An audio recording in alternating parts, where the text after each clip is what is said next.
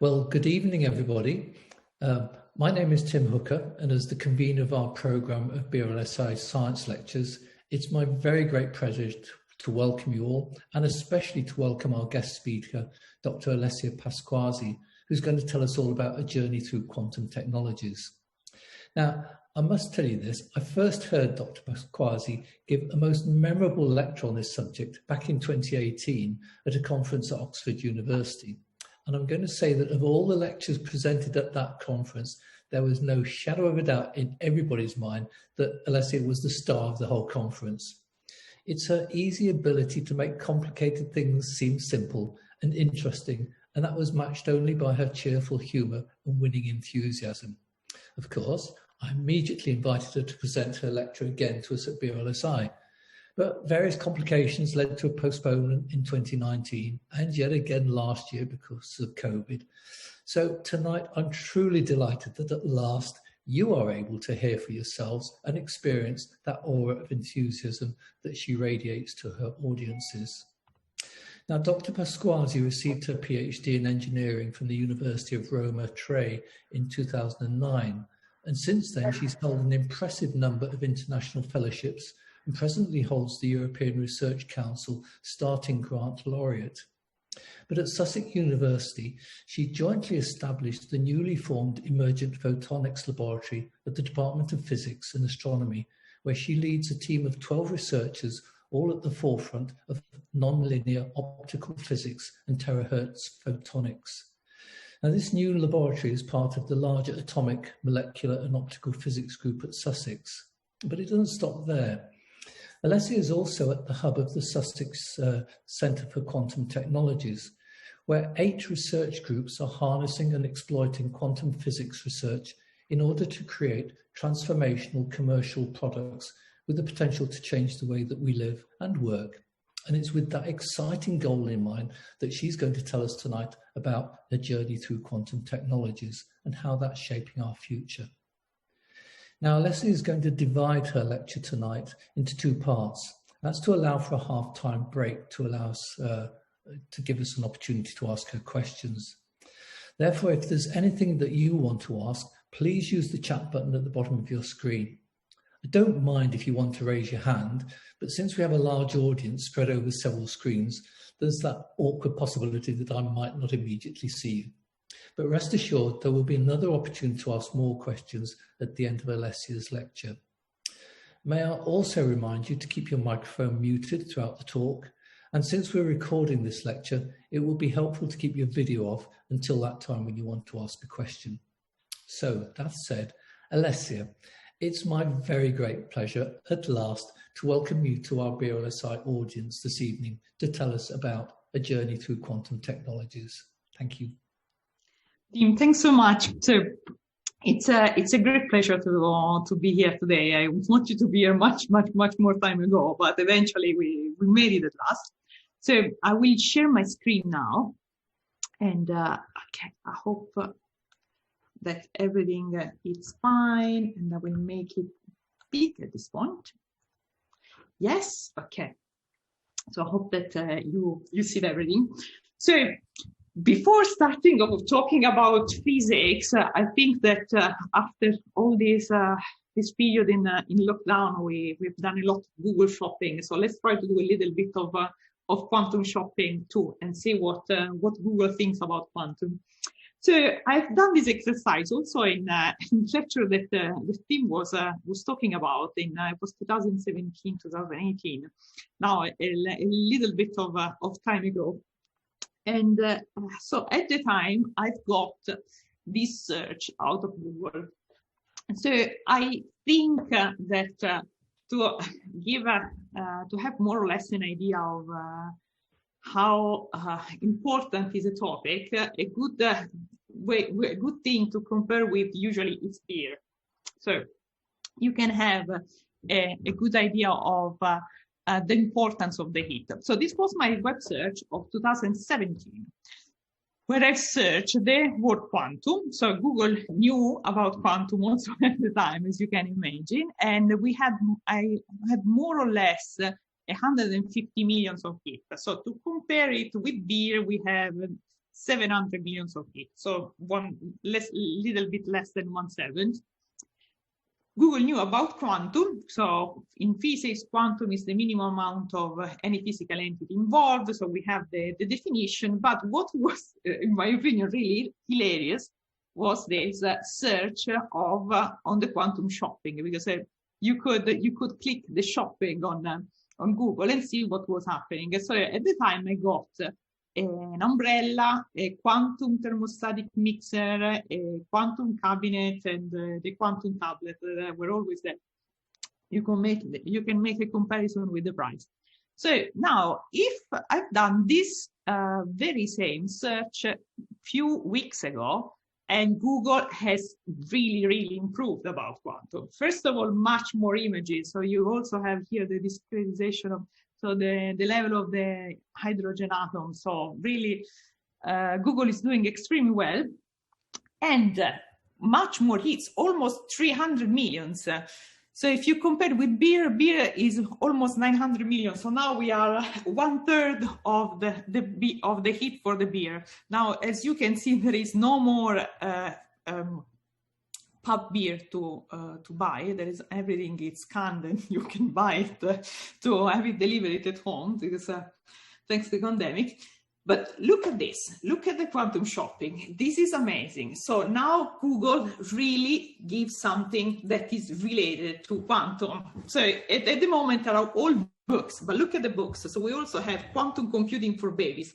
So really quantum is start to be important. And to buy, if you want to buy other things that are not book, mostly it's interesting that Google is always proposing a lot of hard disk, even if they are not really quantum, but a lot of electronic stuff. So what happened in the last 3 years at this point? When it happened that I think that is beginning a lot of the effort, I think at this moment, the world effort to bring the second quantum technology revolution. And that started at this point a few years ago, with a lot of investment almost from every country around the world, including the UK quantum technology program that started in 2014 with almost 300 millions of investment. And this is also nice to see here. So this is all the private investment that have grown really strongly in the last few years. So all this investment has for sure at least created another, let's say, awareness of quantum technologies. So, but what is this second quantum revolution about? And first of all, did we have a first one? So let's go to see this. So, and that is my first slide. Well, I'm trying more or less to give you an idea of what is going on and what we would like to see in the future. So I don't hide that I will give you a very focused perspective on a certain type of technologies, on photonic technologies, because this is my background, and I can show you some of the things that we are doing a bit in my lab and in Sussex. So I think it's interesting to see some real experiment. But before that, let's give a look to this graph. So what I've put here, so I've put a sort of beginning of the quantum era that we can make it start from the study of the black body radiation and the photoelectric effect at the end of the 20th century at this point, of the 19th century at this point. And little by little, there's been the development of all the understanding of quantum particles. But this understanding of the quantum technology, of the quantum physics, has arrived on technology bit by bit. And the first important concept that arrived in the technology and in most of the things that we use every day has been the concept of wave-particle duality. And now the second quantum technology revolution is really to try to see happening concept like superposition and entanglement. So the wave-particle duality has basically brought to us all the information technology era that we are living at this moment. And what we hope to see in a very near future is to see sensing again computers and communication really deeply influenced by this new concept. But let me start with the first quantum technology revolution. So the first quantum technology revolution is based on the concept of wave-particle duality. We will see it in a minute. But the big thing that happened is that we have really studied two main quantum particles. One is the electron and the other is the photon. And with this understanding on how these two things work, what as wave as a particle, there has been all the development of the technology of the semiconductors that we use in our CPUs, but also all the photonic technology, lasers that we use in surgeries and in communication in the internet. So let's go to see what is this wave-particle duality about, and let's go to see how this concept can be brought a little bit forward towards entanglement and superposition, so we can see what we can expect from this technology of the future. So I don't hide that these two bits, so the semiconductor technology, the computing technology, and the communication technology, that is most based on photonics, they will probably map again on two new quantum computing and quantum communication. Let's see this. So wave-particle dualities. The concept of wave-particle duality, so we tend to give to atoms, to electrons, we imagine them as little balls, right? So in physics, especially, and when you start studying about these things, you have all these particles that are many balls. They can they can hit together, they can do many things, but we're always looking at them as little balls. And optics, since Fourier's theories and Huygens and all the great discussion of the 17th century has always been seen as a wave.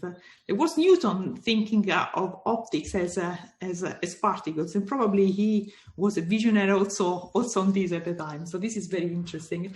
So, but in any case, these two things, they are both atoms and electrons, and optics and so on, photons, they both work as both wave as a particle at the same time. So, and one of the typical experiment that we can think about to look at them is the double slit interference experiment. How does this work? So this is a very historical experiment done by Young at the beginning, that was really focused in showing the wave nature of light. And this wave is seen by the fact that if you make two little holes, so you can imagine that you have here a screen, you have a light, and now we will see why I have all these little people here. We have a light, we have two holes, the light propagates, and we have this very nice set of fringes. If you have a screen and you can detect your fringes, you will see that they will oscillate. And this oscillation means that you have energy that more likely arrives in this peak than on this bottom. Now, if you repeat this experiment with many electrons, and you can, so these little men here, working men, are all these electrons, and you send them, and you make them propagate between these two little holes, the electrons will go and will reach a screen, and little by little you will start seeing your electron forming again this interference pattern. So What does it mean? It means that within this electron, we have a behavior of a wave. But there is one important thing that we have to understand. The important thing that we have to understand is that these particles are not behaving sometimes as waves and sometimes as particles. They have this double nature on themselves all the time. And if you repeat this experiment, oh yes, those are my particles that arrived at the end of the screen. Sorry, I forgot about this slide. But if you repeat this experiment with a single electron, this single electron will still produce an interference pattern. And this is an amazing thing, because it's the single particle, one single particle that can do that. If it is an electron, it does it. If it is a photon, it does it. If whatever single particle you take it, in the right condition, it will form this interference pattern. But what does it mean? It means that if you go in this point and you take the measurement, the electron will decide. So that's why I have these arrows here, will decide if appearing or not appearing. So when you go and you make the measurement, you will make your particle take a decision and collapse in a point. Now, the interesting thing is that if you use special particles, so instead of having all your single balls here, so you have your single electrons here, you have that these particles have been formed together from some type of special process, but they are connected together, and you mix them and you make them propagate. The beautiful thing is that when you force them to choose where to go, you ask them, are you here or are you not? You force them to go here. What will happen is that this particle will take the same decision. So they will remember their initial friend, and they will all take the same decision. Now, this is an amazing properties, and this is the properties of entangled particles. This is an amazing properties because we can build up a completely different technology up to this. So one thing that you can imagine is that if you are sure, let's go back to my previous slide. If you are sure that this two set of particles will always take the same decision, you can, for instance, encode a message in one of the particles and take the other particle to yourself to be sure that the message where you have encoded something here will reach the people that you want to reach at the time that you want to reach. Because if something happens, so if someone is going to spoof your message and make it collapse, you will see it on your very same particle, because it will take exactly the same decision. So, and this is the base of the new protocols of secure communication that we very hope to see in the future. So, in the second quantum technology revolution, what we are very, very, very likely to see is a new type of information technology era. One thing will be encryption, and a lot of these results have been, a lot of this physics has been used by the Quantum Communication Hub in New York to translate some of this technology to some of this physics to an actual technology. And then we have the use of this type of phenomena for quantum computing. This has been the topic. These have been the topic of the Information Quantum Technology Hub in Oxford, and in Sussex we have my dear colleague Winfried Hensinger, that is one of the world leader in this kind of topic. You can see here one of his construction plan that he has done with this group. So the quantum computing is a difficult subject, and I'm not completely, let's say, well positioned to discuss about it. But the concept is in the very same way that when you have entanglement, you sort of have a sort of basically teleportation, because you can move information with two particles that are going always to take the same decision. And with very smart algorithm, you can translate this in a computer that can tackle problems that cannot be tackled with every computer. So the very, very, very important thing that that is also in a superposition entangled state in this picture is doing, is that he's doing this type of technology on chips that are compatible with the fabrication technology that we have so far. So really, he can print out a computer on silicon like the motherboard of the computer that you have so far. So this is a technology that can really reach the production. So, and that is that is one of the very great things that are happening in Sussex right now. So at the moment I will jump on another topic, because if you know how to do entanglement, you can also use it for something that is very interesting, and that is sensing and imaging.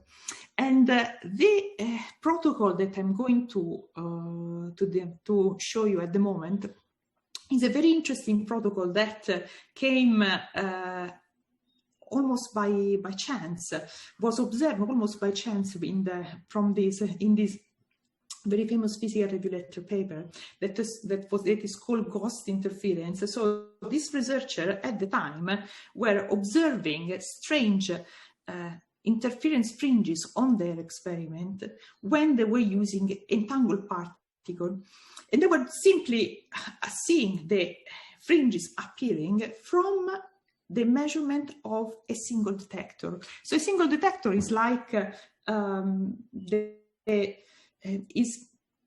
is basically is an element that can just measure the power that arrives to this detector. It's more or less like the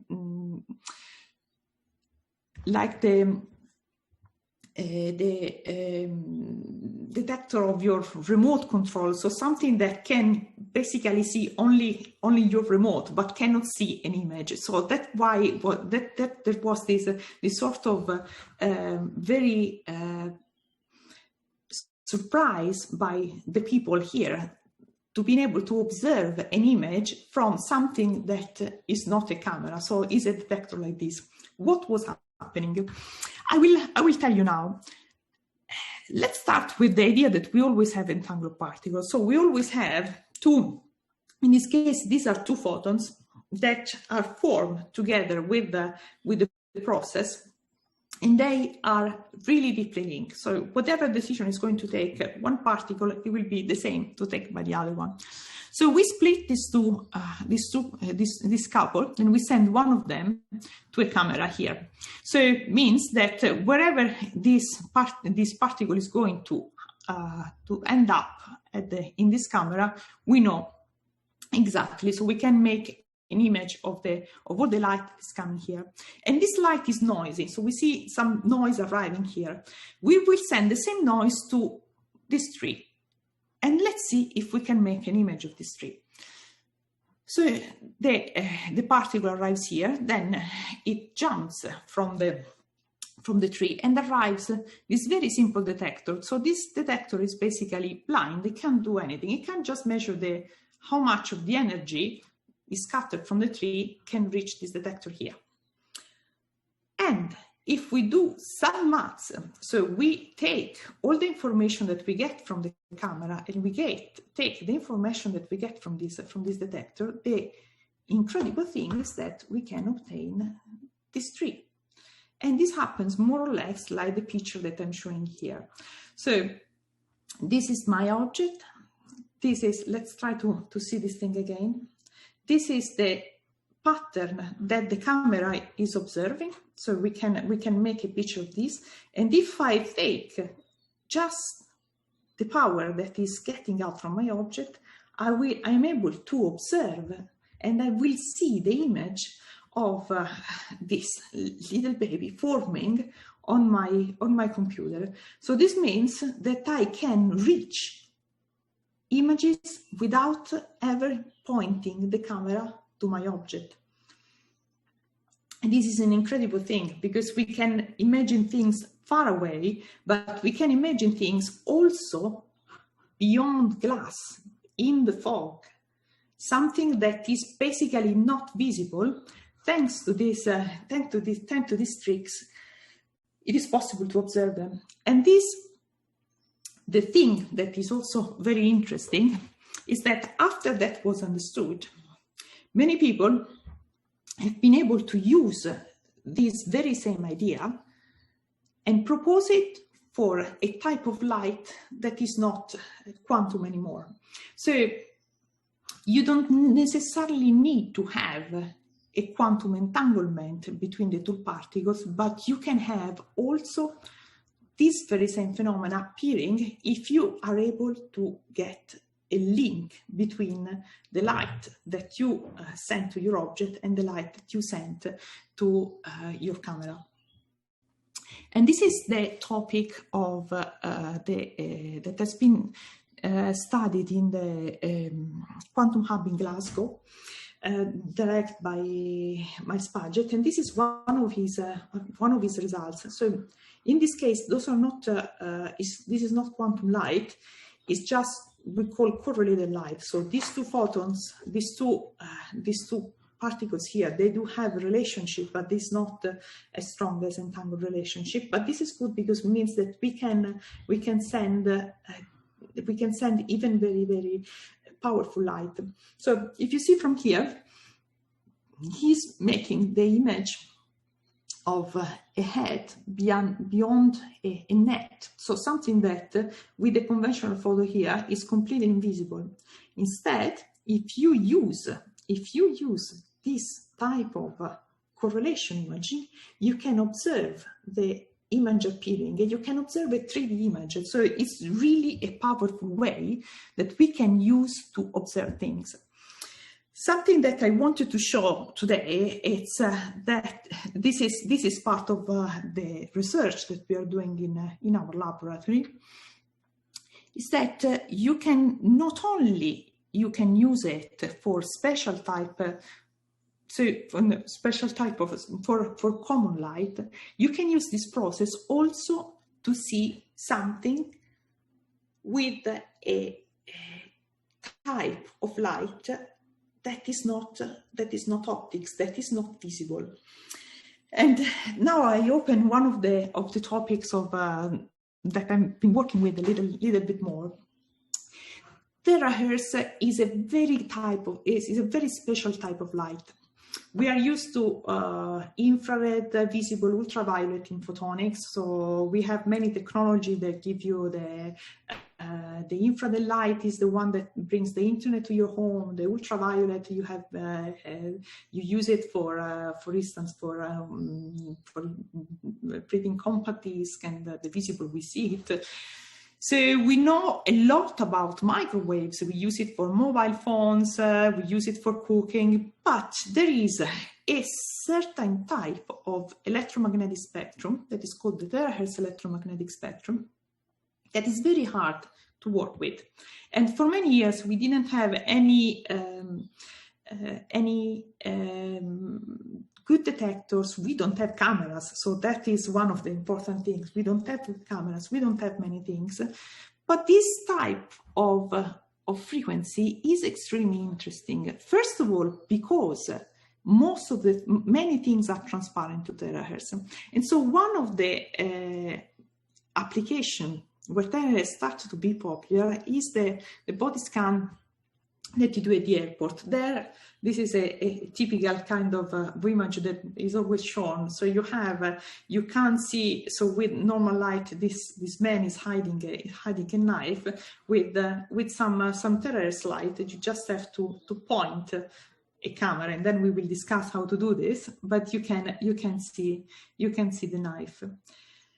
But the most exciting thing that happens in terahertz is that molecules do resonate in this frequency range. What does it mean that they do resonate? It means that you can distinguish compound that have exactly the same chemical structure, like two different types of sugars, glucose and fructose. So if you do the chemical spectroscopy, the standard chemical spectroscopy, you will find the same amount of atomic components, but they are different because they have a different molecular structure. This can be seen at terahertz. So you see it here. This is the spectrum of these two sugars. So if we have the ability to make images at terahertz, we will be able to discriminate also the compound of the molecule. So this is this will be a powerful instrument for many applications, especially in biology.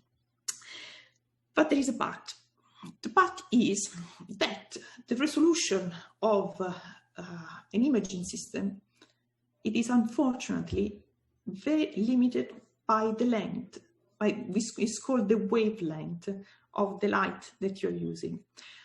And for terahertz, unfortunately, we are here. We are almost half of a millimeter. So you can't see anything that is smaller than a grain of salt.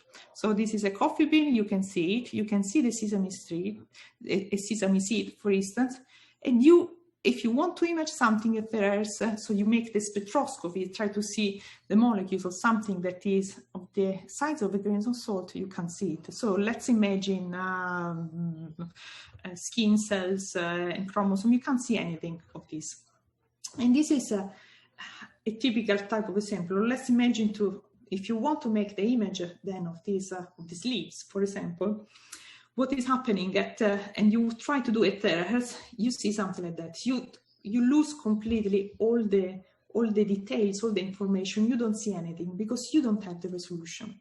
So one thing that we have been studying in my lab is to use this idea of the ghost imaging to make this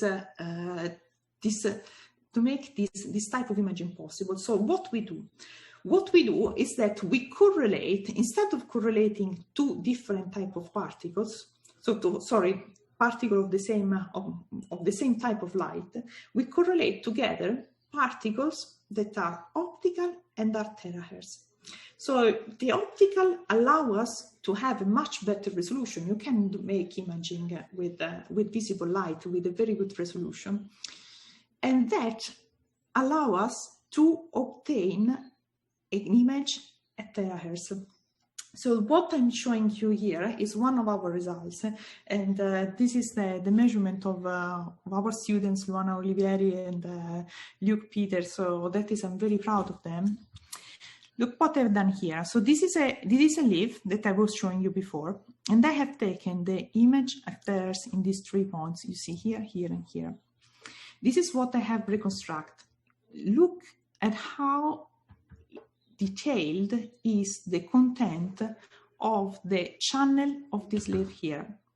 Now, the amazing thing that we can do with this, because we are at terahertz, is that, as I told you before, we can measure the molecular structure, and so we can see the water that is inside the leaf. And this you see here. So those two images are the images of the content of the water content of the channel of this leaf here. And they have repeated the very same image from the very same leaf after a few days. And as you can see here, that the leaf is starting to dry, and so the water is going away, and we can see it. So something that you can visibly, you see always the same green leaf, but here we can measure the content of the water inside.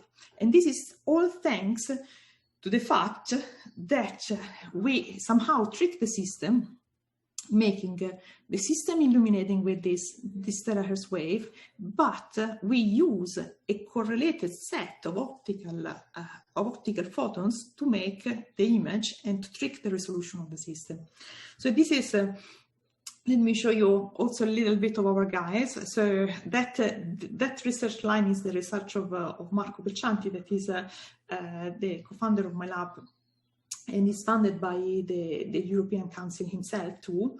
Luana and Luke, they did this measurement, and Antonio here, and our singer Vittorio, they, together with Robin, that is here, they also gave a big support to that. This is Juan with me, and that we have worked a bit on the theory of this.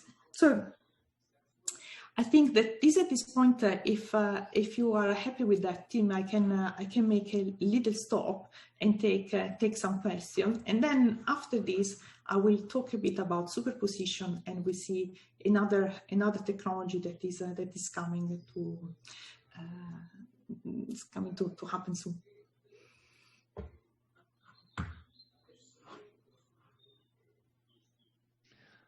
Okay, Alessia, can you hear me? I'm not certain. Stop sharing. Yes. Yes. Okay. Yes, I'm keeping an eye on the chat room. We haven't got a question yet, although I have. Yes. All right, let's have it.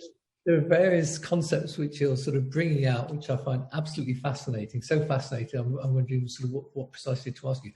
My first question, though, something which, not specifically from your talk, but where you've been mentioning entangled particles. Yes. I read a huge amount about how useful this technology is, but I don't understand how you actually entangle two particles. I mean, if we talk about an electron in this room entangled with an electron in the lab next door, how do you do that sort of thing? So you need to find the process. You need to find the process that creates a twin. Yeah. Basically, it creates a twin. So what we do, this is with photons, we do something like that. So we basically make one photon with very high energy, so let's say a very purple photon, to collapse, and this photon, when it breaks, it collapses in two particles that have the same energy, and the sum of these two particles needs to have the same energy. But when these two particles are created together, they are entangled. So they belong to the same process, because they are boson of the same particle. So what will happen is that if you start to break particles in this way, if you send many of them, so every purple photon will break up in a set of different twins. Let's say this is how it works. It's the difficulty in doing this particle thing is not in creating them, is the fact that photons, they tend to mix. So you create your entangled set of particles, but they will stay when they starting to interact and create other particles too, then you lose this entanglement. But let's say that when you produce photons at the beginning, at the very, very beginning of all this process, you always create entangled particles. You make it sound so easy. It's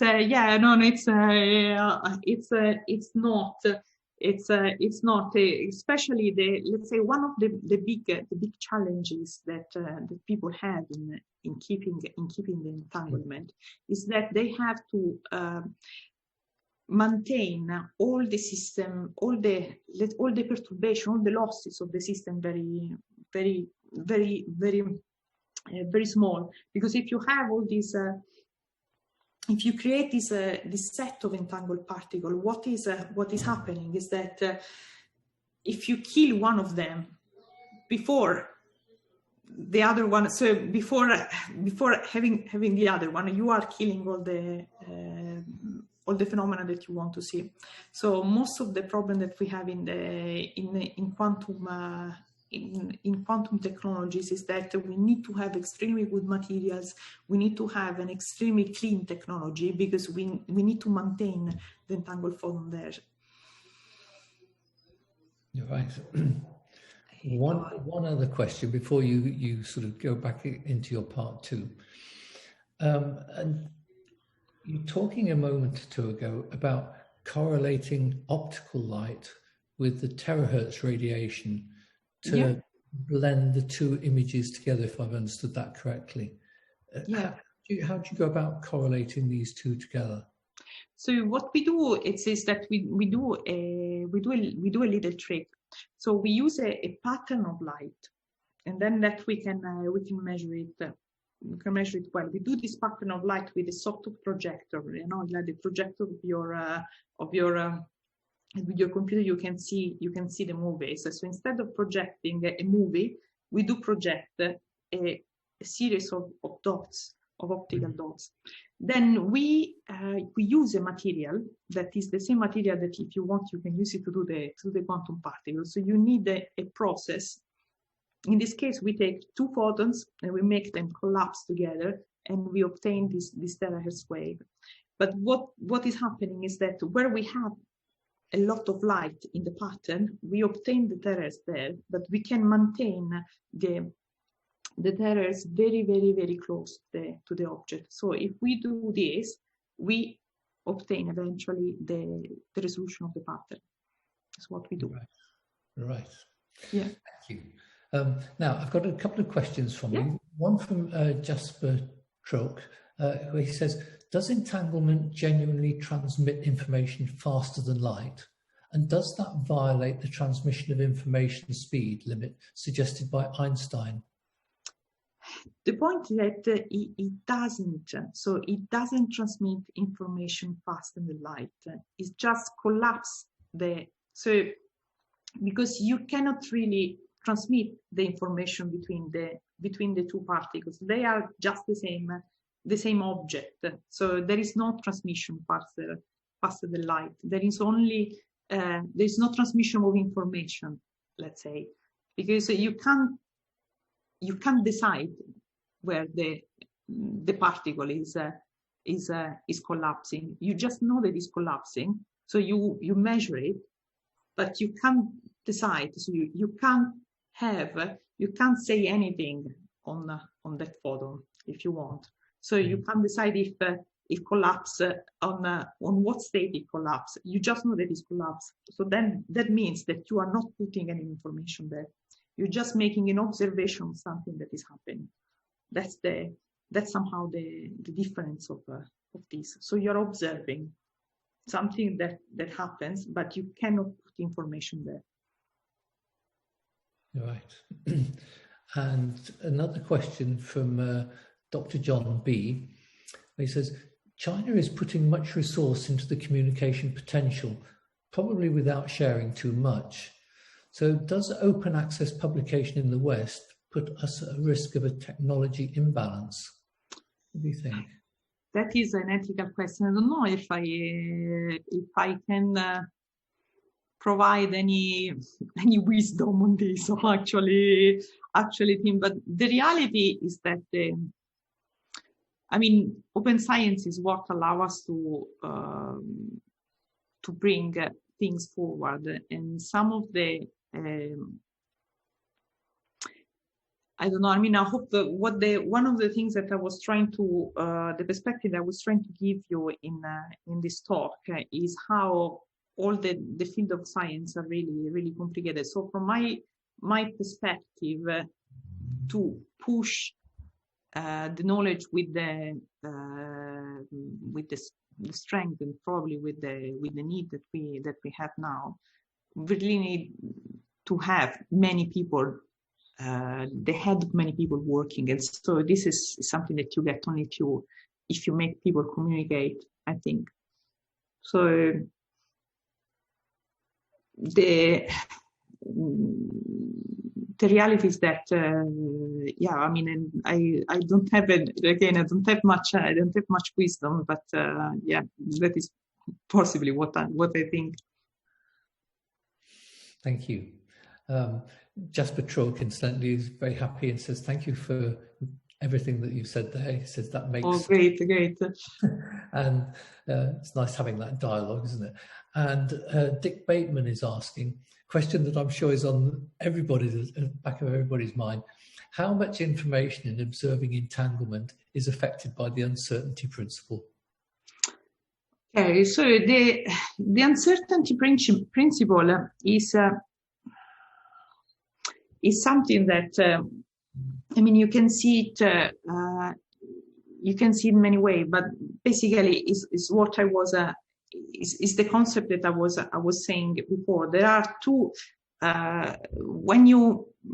there are couples, something like times and energy, or position and position momentum. So these two physical quantities, they are related together, and you can never know one without having the other collapse. So the entanglement, the great thing of the entanglement is that if you make collapse one of the two particles, so if you make collapse one of the particles, if you make one particle decide in this principle of uncertainty in what position it is or what momentum it has, the other particle will take the same decision.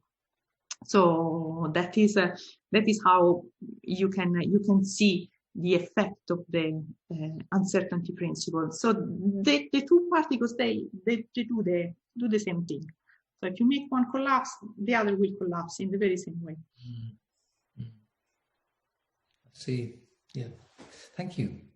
Well, do you want to carry on with the second part? Yeah, Tim, are you happy with that? So that is okay. So now I will go then. So since we were starting to talk about superposition, then we see a technology done with superposition. I will share again my screen, remembering what is the button, and here we go.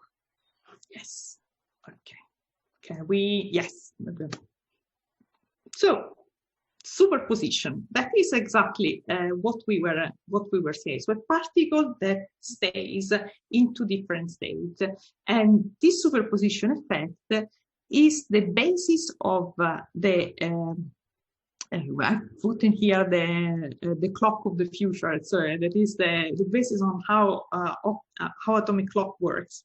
And one of the big efforts of I would say in the general quantum community is to bring quantum sensing to a practical technology. And in this practical technology, there is also the time.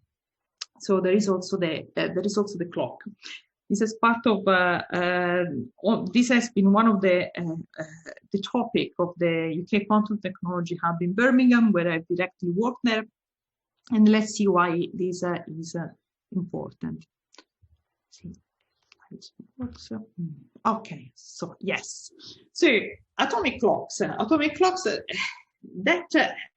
were in the 50s when Parry and Estel in NPL, they built the first cesium atomic clock.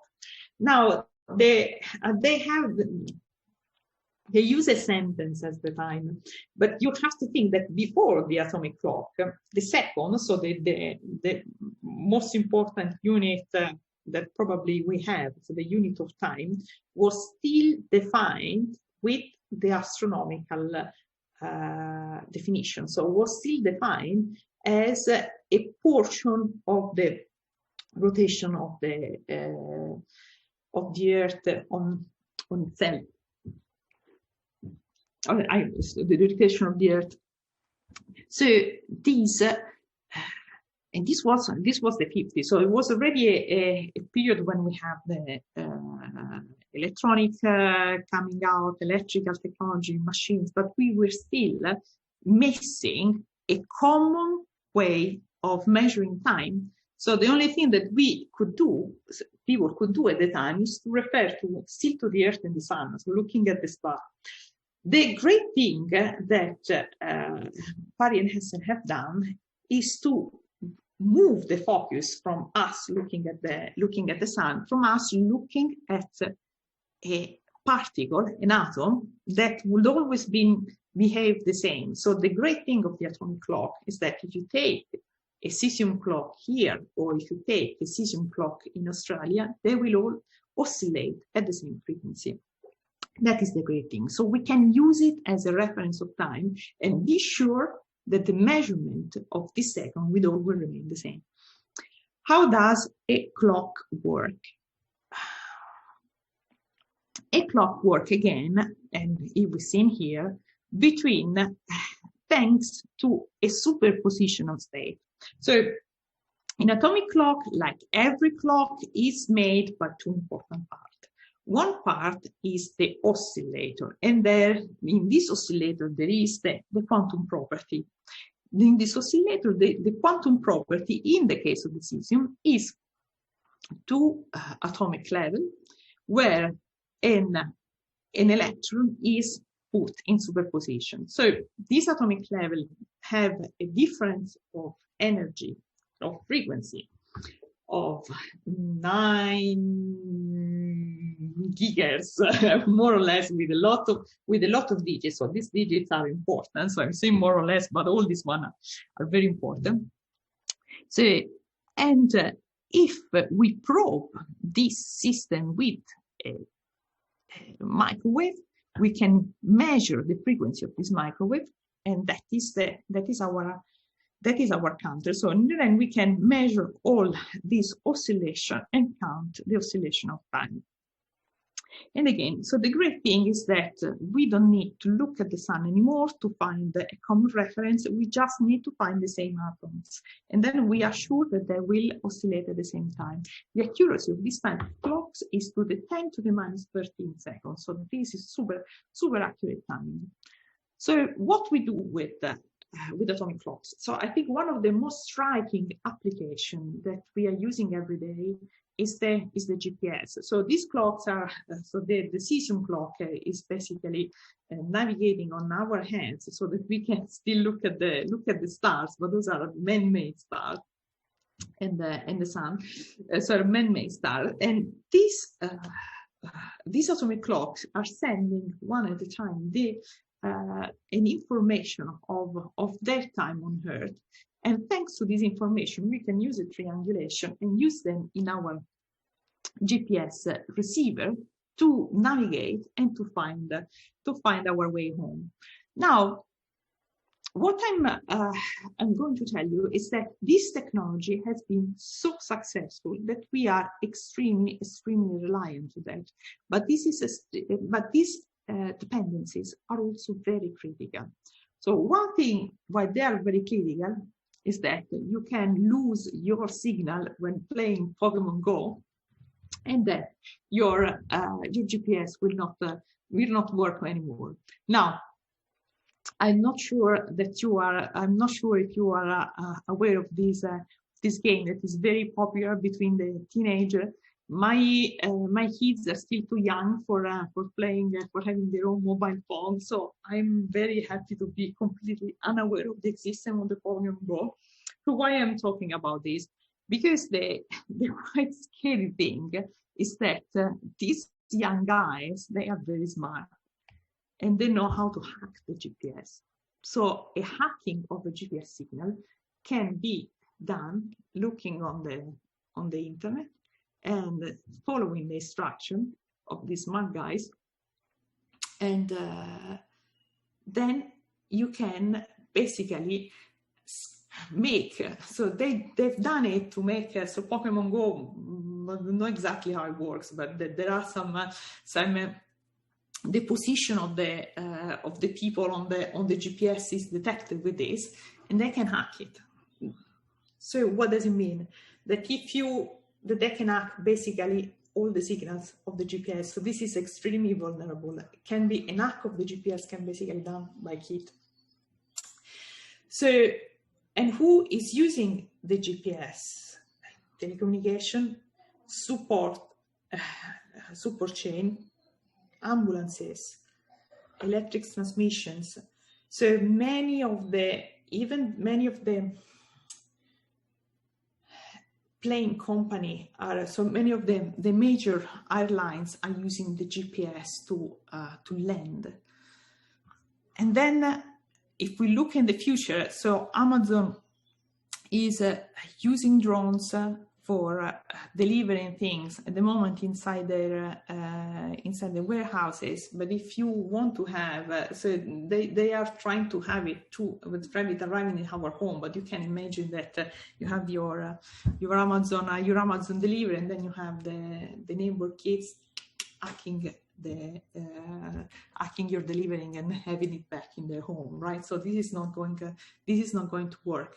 Especially, it's not going to work if you have a self-driving car that needs the GPS, and everybody can basically kidnap you in your own car. So this is not going to work.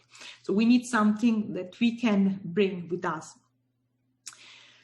So one of the great things of the technologies that are being developed in quantum sensing is exactly this type of navigation that is called inertial navigation. So basically, the idea is to go back to the origin and think about the people in the were navigating with the ships, their boats, the pirates. How they were navigating? They were navigating because they were knowing they had a clock to measure the time, and then they knew their direction. So if you have an instrument that gives you the acceleration that you have and the orientation that you have, and you have a good clock, you can navigate without any other need of any other type of technology. But then you need a lot of bits and pieces. So you need something that allows you to measure the rotation, something that allows you to measure the acceleration, and then you need a clock. So first thing, you need to have portable with you an atomic clock, and then you need to have portable with you a gyroscope and an accelerometer. Now, where are we with that? A little bit. So the amazing thing is that in the last few years, there's been a strong push to have this technology small and compact, and this is one of the gyros from Sirte that is moving things from this bulky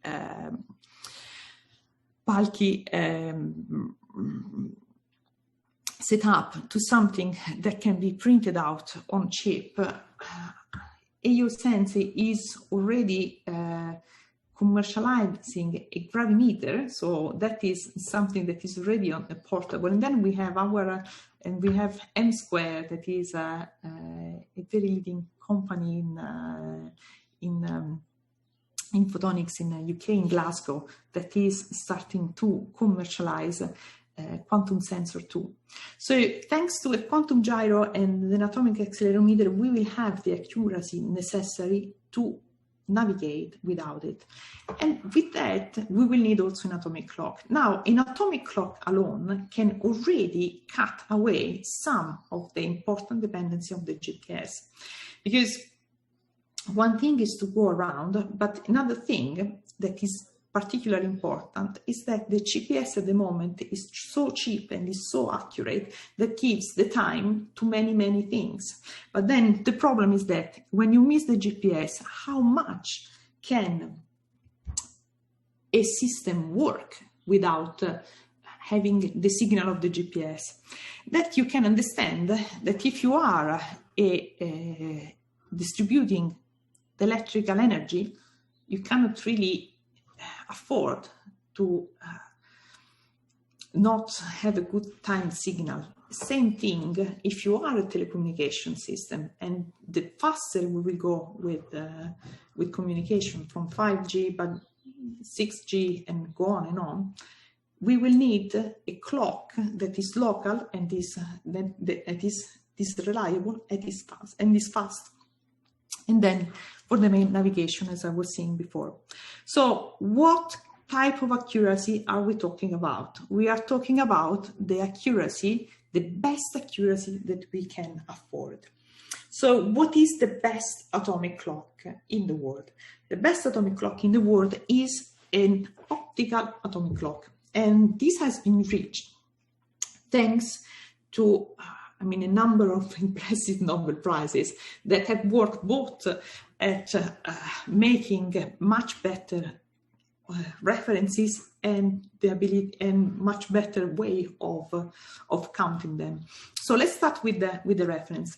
So what you can, the best reference that you can have at the moment is an optical reference. So you have an atomic clock where the oscillation of this particle oscillates in the visible range at the moment. So something that goes at 300 terahertz at very, very, very fast light. Stephen Chu, Tanjudy, and Pete Phillips, they found a way of cooling down the system so that you can have an extremely accurate time reference. Now, what is the problem? The problem is that you need to measure an oscillation that oscillates at the speed of light. So this is very, very, very difficult to do. And so that comes that another two Nobel Prizes, John Hall and Theodore Henge, and they had a very somehow simple but completely genius idea on how to solve the problem of measuring something that was oscillating as fast as the frequency of light. So what they did is that they had built a reduction gear. So exactly like the bicycle, like your the gears of your bicycle is you pedal fast, but then this is my case, I pedal fast and the wheel of my bicycle go much slower. So the idea is that if you are able to imprint on your light, on your frequency, a set of pulses. So basically you have a pulse laser. So you can imagine your red light that pulses at a time, but these pulses, they need to be exactly in sync with your frequency. At that point, what you have to do, you just have to measure the blinking of your source. And so this is something that you can do. You can do with standard electronics.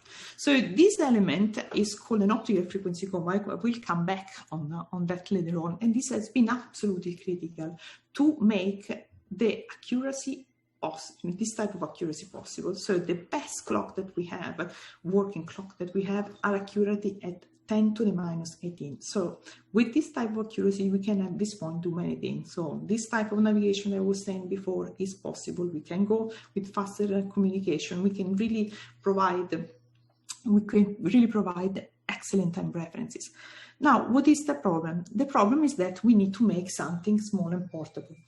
And this is a great graph that I've copied by my colleague Matthias Keller. We'll talk about him later on.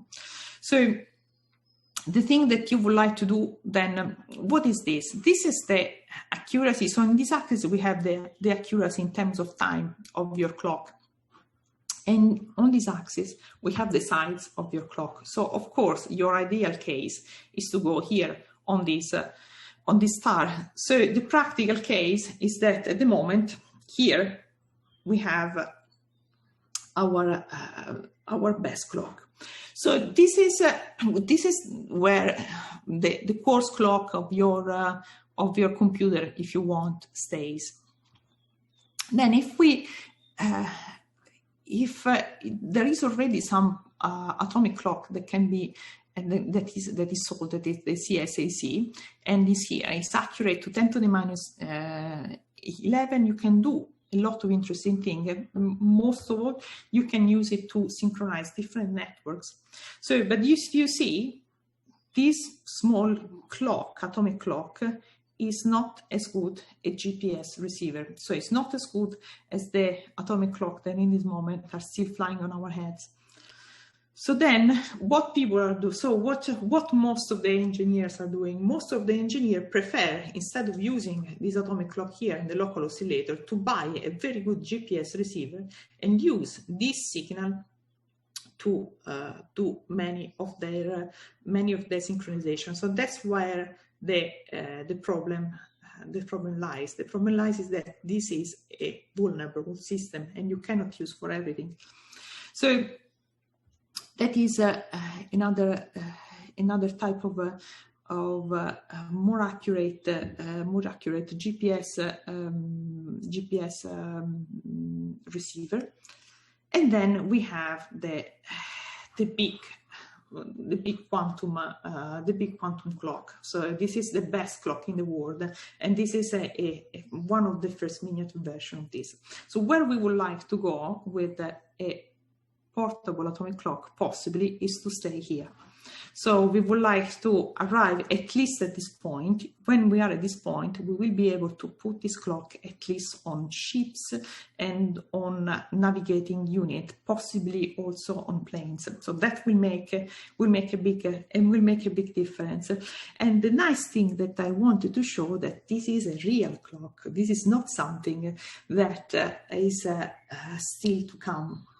So what this is a great work. This one is coming from, this is a Strontium Clock coming from Birmingham, and from the group of Kai Bongs that has been the leader in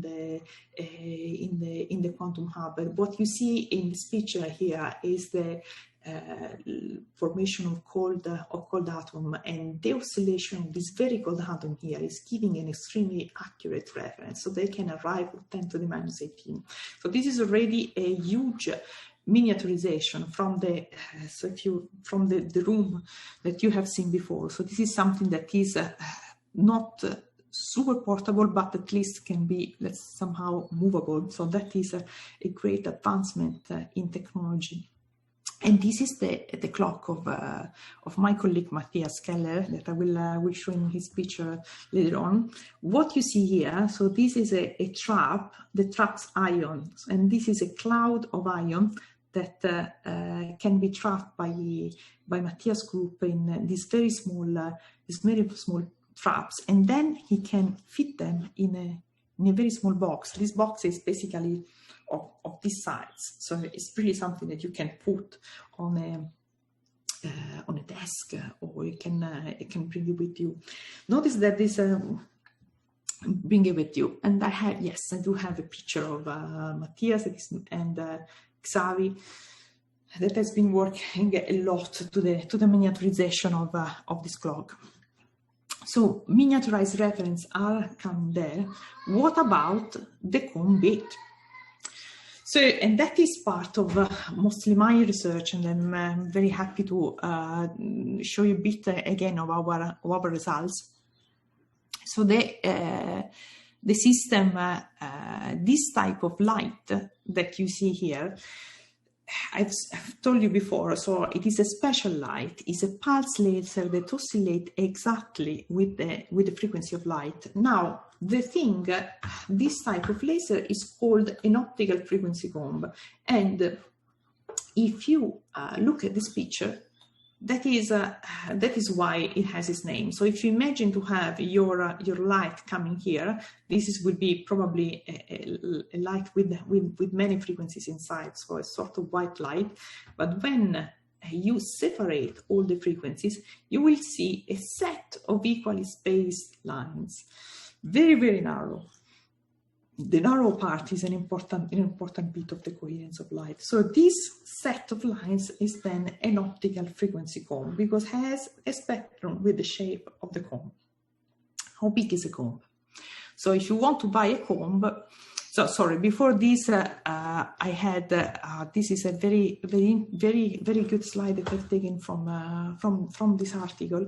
Now, the thing that you can do with such an accurate spectrum are many and are amazing. So you have to think, also LIGO experiment that found the gravitational wave had a number of combs inside the system to measure very accurately interference. So with the comb, for sure, the Nobel Prize to Hall and Hench came because of the importance in atomic clock. But you can calibrate stars in astronomical calibration. You can use it for measuring things that moves, so you can use it for ranging, and then you can use it in telecom to use all this very coherent light to send a much cleaner, a much better type of signal. So really these combs, they have a multiple different purposes. But at the moment, similarly to the atomic reference, they are still big elements.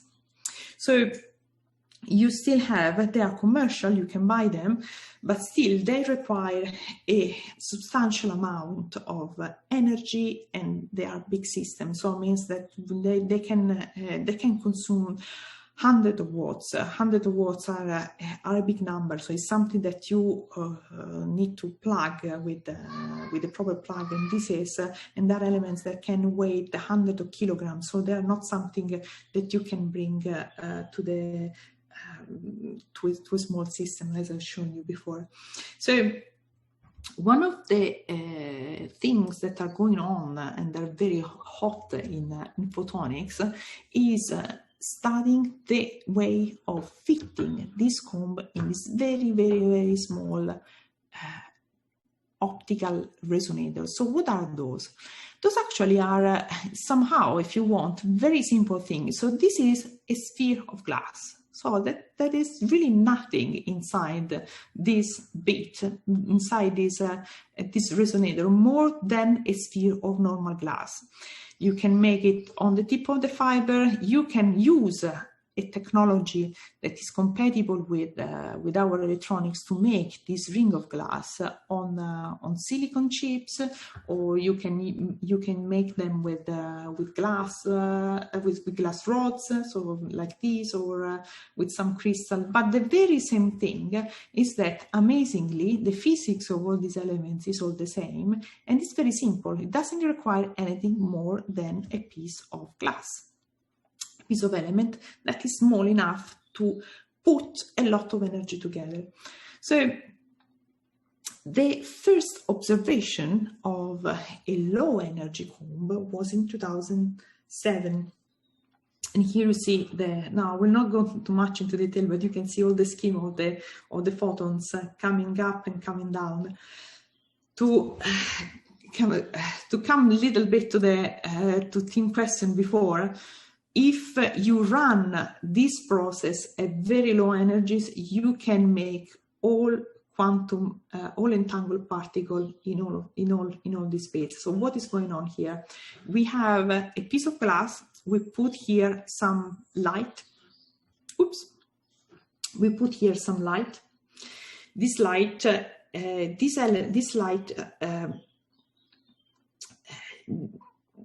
These photons interact together, and at certain point they start to split, and they will split in couple like this. They all conserve the energies, and if the energy is low, this couple will be entangled. In our case, for the type of optical frequency comb that we use, we will need a lot of energy, so we lose the entanglement. But the process is this.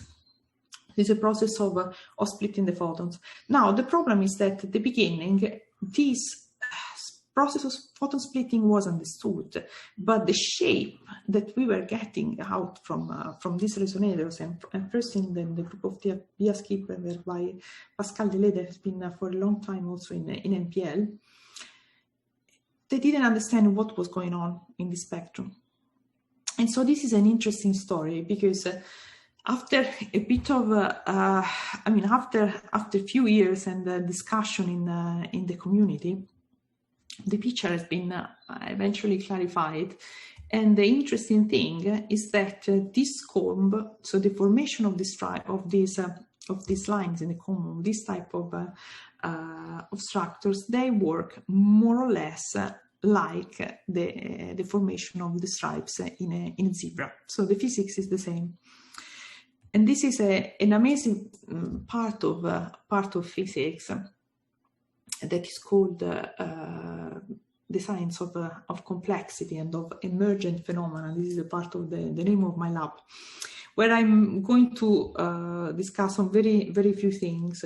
So this is how ordered structures are arising from noise. So many people have studied this, but probably Turing has made one of the key contributions in understanding these things. So he studied a reaction of two different elements in chemistry. And from this reaction, he started to observe that there were very specific patterns appearing because of the interaction of this type of particles. Now, the interesting thing is that the element that you need to have to obtain this order structure is we call it a non-linear connection. So the fact that all the different molecules, in this case, all the two parts of the reaction, they affect a little bit one another. So if the elements are connected, they will start to interact. And this is how the zebra stripes are formed. This is why crystals, they tend to create ordered structures starting from a seed, from a noise seed. This is a very nice experiment. It's called Barnard instability, and it was started to be observed at the beginning of the 20th century. This is just liquid, so this is something that probably you can observe also in a cup of cappuccino if you want. So this is the top of a liquid where you just keeping a hot part on the top and the cold on the bottom, and then the flux of the liquid forms, and on the surface of this, it forms this very regular pattern formation here. And eventually we come here to a formation of patterns in optics. This is a laser. This is a laser that naturally starts to oscillate with this hexagonal pattern. That is nothing apart the noise in the system. Now, the interesting thing is that if you take this, we see it in space. So we are seeing now the formation of spatial partner, but this spatial partner can also appear in time. So this chemical reaction that you see here is the iodine chemical reaction. Is the very same type of reaction that Turing studied for the pattern. If you just observe it oscillating in time, you will see the system changing periodically color. So what does it mean? It means that we have done a clock. This is a chemical clock that is basically working thanks to the instability and with very, very good accuracy. So with the very same process, in our laser here, if we can order the noise of the laser in a very accurate pattern here, and we use the very same physics on the ring of our resonator here, and we wait for the photons to interact together, they will start to this is a noisy process, so they will start to interact, get a lot of noise, decide where to go, but eventually they will collapse to a shape that is very, very, very ordered and very periodical. This is you can see it forming here. So then we have another crisis. All these crises are happening because of the nonlinearity, because of the energy of the system, but you can see that eventually we have a periodical structure going on, and here it goes. Very accurate and periodical. An oscillation of nice periodical waves you see in here. So let me send it a little bit faster, and here we go. So we have this very nice and periodical pattern going on. So then eventually, after a few years of study, the photonics community understood that Turing process for explaining the pattern formation from chemistry to the clock, to the zebras, was also working well for the combs. And that is how we started to have the first miniaturization of this comb here. This is a great experiment by the group of Michael Lipson in Columbia University, and this is one of the NIST proposal for having a very compact atomic clock, all in small chips, and this is one of the work that we have in Sussex. If you see here, this is the ring that I showed you before. So this is a proper silicon chip, and that is the ring of glass. We put it in this box, we connect it with the laser, and then this is one of the best experiments we have so far. You see all the lines, they are all very nice in space. And one thing that we have done in our group is to make this system particularly efficient, because we have lines that are more or less all the same height. Instead, most of the people use a configuration where you have a predominant light, but that is a predominant line, but this is a problem in terms of energy distribution. Now, the last experiment that I wanted to show you is that because we can obtain things in a natural way, in an ordered way, we can obtain a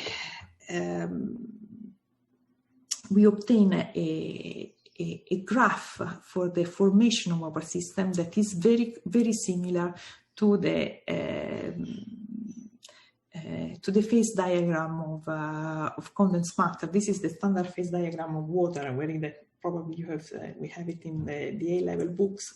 So there is the ice, there is the water, and there is the liquid water, and there is the vapor, and you can control the state of the matter just changing the pressure of the temperature, right? So we know very well. So if we boil water, we are going to have vapor. So at 150 degrees, we have for sure vapor. All the water will be vapor. If we are below zero, the water will be ice. And the very same thing is happening to our laser. This is one of our latest experiments. Look at this graph here. It's very similar to the one that I was showing you before. Instead of having pressure and temperature, in our laser we have the current that we put to give energy to the laser, and we can change a little bit the size of the laser, and then we obtain very, very clean section of the system, where in this case, in the blue side, the system is always producing a single frequency. In the gray side is always producing something that we don't like much because it's very unstable. But then in the orange side is producing this very clean comb. And then again, it produces it because it's an emergent phenomena, something that the system likes to produce itself. So you don't need the control, you just need to put the system there.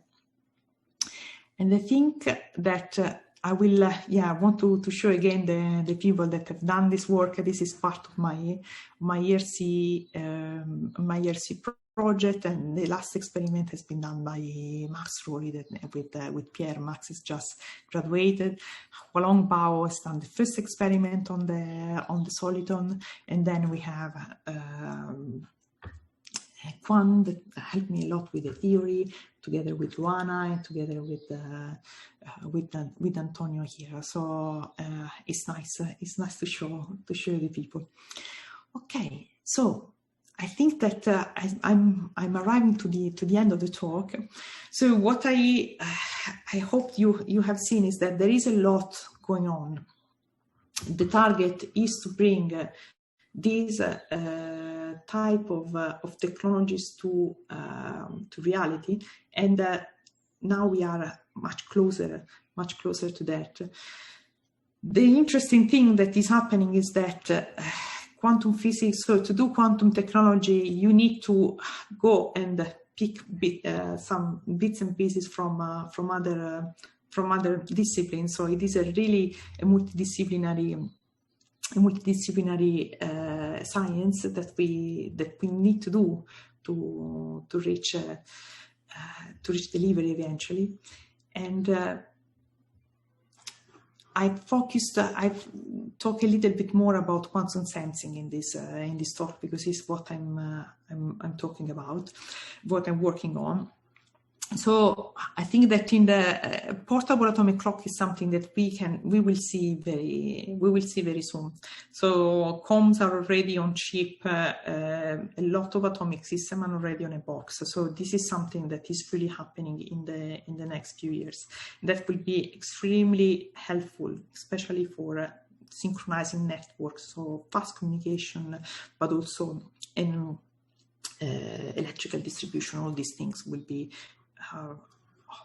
very helpful from this type of technology. Then we have imaging, complex imaging, entanglement imaging that I've shown you before, and this is opening a completely new era because it's allowing us to see through things and to see things with different wavelength, with things that we have not been able to use before. So this is something that is happening, probably increasing. And then eventually we will have very soon, and it will take a little bit more to have it small and compact, but gyroscope and atomic accelerometer are getting there. And at this point, we will have a complete atomic inertial navigation. I think that I'm concluding the talk today with, this is just a summary of all the things that are going on in Sussex, from the quantum computing to the theoretical study of the gyroscope to ion traps, and this is our work in photonics. I thank you very much for listening today. So I'm open for questions at this point.